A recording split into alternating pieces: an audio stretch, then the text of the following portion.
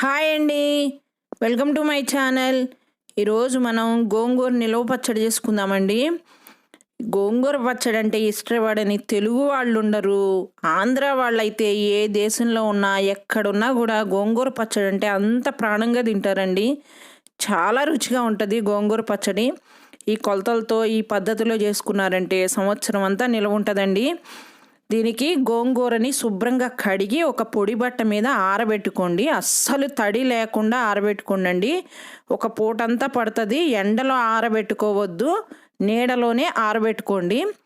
ఆరిన తర్వాత ఈ విధంగా అవుతుందండి, ఇట్లా వాడిపోయి అవుతుంది.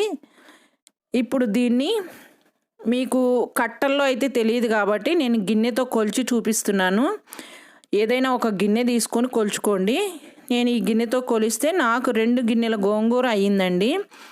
తెల్ల గోంగూరతో చేసుకోవచ్చు, ఎర్ర గోంగూరతో చేసుకోవచ్చు అండి. ఎర్ర గోంగూర అంటే పుల్ల గోంగూర.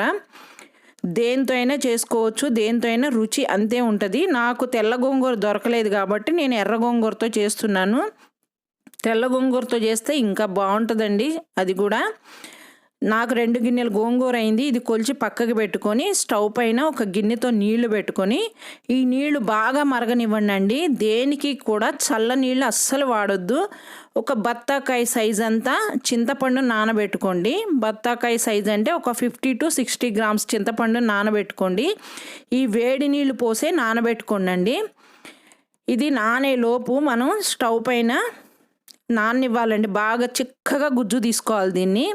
ఇది నానేలోపు మనం స్టవ్ పైన బాండీ పెట్టుకొని ఒక 2 స్పూన్ల ఆయిల్ వేసుకోండి.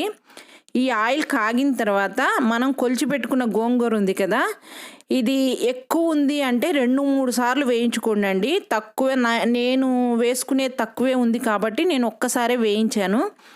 మీకు ఎక్కువ గోంగూర ఉంది అంటే 2-3 సార్లు వేయించుకోండి. దీన్ని చక్కగా ఆయిల్లో వేయించాలండి. దీనికి ఎప్పుడైనా ముదురు గోంగూరే తీసుకోండి, లేత గోంగూర అస్సలు తీసుకోవద్దు. తడి కూడా ఉండనివ్వద్దు. తడి ఉన్నా లేత గోంగూర అయినా ముద్దగా అయిపోతుందండి. ఇట్లా వేగినట్లు అవ్వాలి గోంగూర. ముదురు గోంగూరే తీసుకొని ఈ విధంగా అయ్యే వరకు, దానిలో ఉన్న నీరంతా ఇంకిపోయే వరకు వేయించుకోండి. ఈ విధంగా వేగిన తర్వాత దీన్ని స్టవ్ ఆఫ్ చేసేసి పక్కకి పెట్టేసుకోండి. ఏదైనా బాగా చల్లారాలండి. స్టవ్ పైన ఇంకొక బాండీ పెట్టుకొని 1 స్పూను మెంతులు వేసి కొంచెం దోరగా వేగిన తర్వాత 2 స్పూన్ల ఆవాలు వేసి వేయించుకోండి. ఒక గిన్నెకి 1/2 స్పూను మెంతులు, 1 స్పూను ఆవాలండి. మెంతులకి డబల్ ఆవాలు.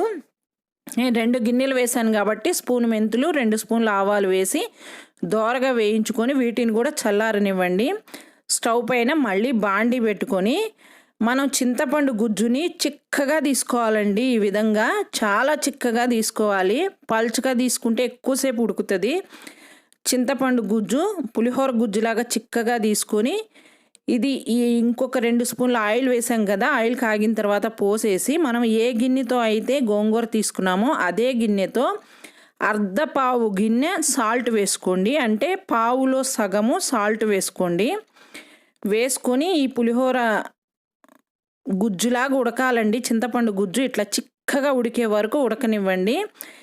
ఈ విధంగా చిక్కగా ఉడికిన తర్వాత దాన్ని కూడా దింపేసి చల్లారనివ్వండి. ఇప్పుడు స్టవ్ పైన ఇంకొక బాండీ పెట్టుకొని ఏ గిన్నెతో గోంగూర తీసుకున్నామో అదే గిన్నెతో 1/2 గిన్నె నూనె పోసుకోండి. గోంగూరకి నూనె ఎక్కువే పడుతుంది. నూనె ఉంటేనే పచ్చడి కూడా నిలవ ఉంటుంది, రుచిగా కూడా ఉంటుందండి.